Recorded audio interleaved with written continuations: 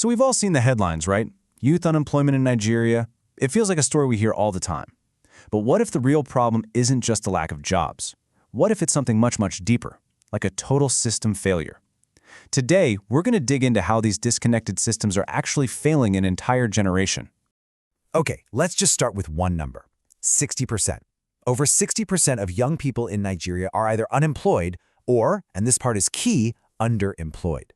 That means they're stuck in jobs that have nothing to do with their skills just to make ends meet.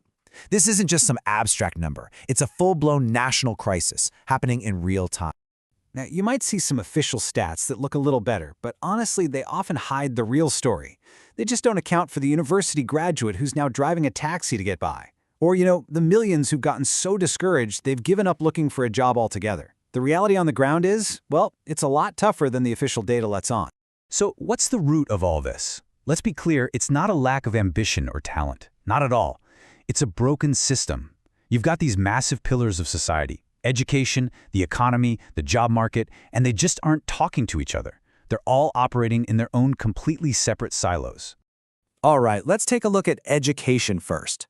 A lot of universities, believe it or not, are working with seriously outdated curriculums. We're talking about teaching theories from the 1980s for jobs that exist in the 2020s. So of course there's this huge gap. You have graduates walking into a modern workplace totally unprepared. And that leads to this incredibly frustrating, you could say impossible cycle. You know the one. Graduates hit the job market all excited, only to find that these so-called entry-level jobs require 3 to 5 years of experience. I mean, come on. How are you supposed to get experience if nobody will give you a job in the first place? It's a total paradox, and it traps millions in this endless loop of rejection.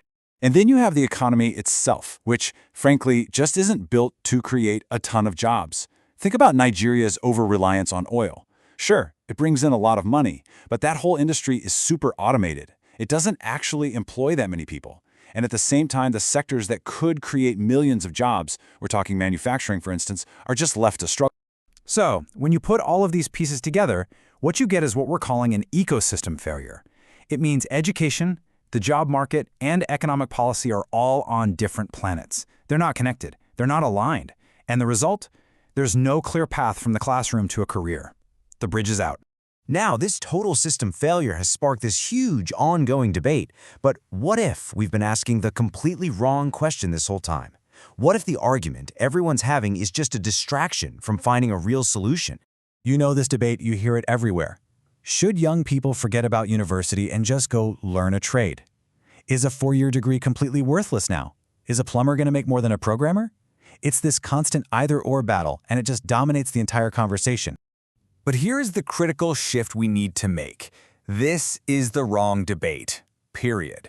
The issue isn't whether a degree is better than a trade skill. The real underlying problem is that the system is failing both of them.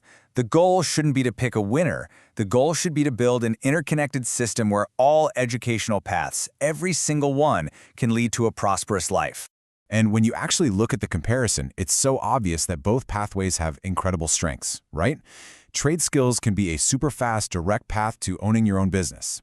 A university degree gives you that deep, foundational knowledge.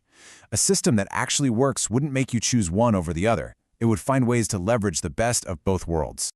So, okay, if the whole ecosystem is the problem, then how in the world do we fix it? Well, the answer isn't about making a few small tweaks. No way. It's about building a completely new, interconnected system from the ground up. So, let's take a look at what that might actually look like. This whole transformation really comes down to 3 foundational pillars. Think of it like a 3-legged stool. First, we need an education system that's actually responsive to what the real world needs. Second, we have to transform how companies hire and train people. And third, we have to intentionally reshape the economy to create more jobs. All right, pillar number 1, responsive education. What does that mean? Well, for starters, it means curriculums that are actually designed with input from industry leaders. It means we start valuing more than just a 4-year degree, things like short-term certificates for specific skills, micro-credentials. And it means implementing something like a 50-50 rule, where at least half of a student's learning is practical, hands-on stuff like required internships. Next up, pillar 2, and this one is all about the employers. We can finally break that ridiculous experience paradox by giving companies real tax incentives to hire and train new graduates. We could spark a national apprenticeship renaissance, bringing back that powerful model of learning while you earn. And critically, we have to throw serious support behind small businesses because let's be honest, they're the real job creation machines. And that brings us perfectly to Pillar 3. Where are all these jobs going to come from? Well, just look at the potential on this chart. We are talking about millions upon millions of new jobs. And they're not going to come from oil. They're going to come from modernizing agriculture, from boosting manufacturing, and from leaning into the digital economy. A focused, deliberate shift toward these sectors could change absolutely everything. So the path forward is actually pretty clear. But, and it's a big but, it requires real action right now. Nigeria is standing at a major crossroads, facing two totally different futures. And the choice that's made today will literally define the country for decades to come. And here's that choice, laid out as clearly as it gets. On one hand, you have Scenario A, which is basically the status quo. That's a future with youth unemployment pushing past 70%, a massive brain drain, and a stagnant economy. Then there's Scenario B, the transformation. We're talking youth unemployment under 15%, a booming, dynamic economy, and Nigeria becoming known as a global hub for talent. Look, at the end of the day, this challenge is a shared one. It's on everyone. The future isn't something that just happens to us. It's something we build together. And the goal has to be a future where every single young person has a real shot at a meaningful life and can contribute to a nation where prosperity is shared by all. The solutions are out there. The models have worked in other places. The potential is absolutely undeniable. So, the final question we're all left with, it's not about whether we're capable. It's about whether we have the will. The question isn't, can we do this? It's, will we?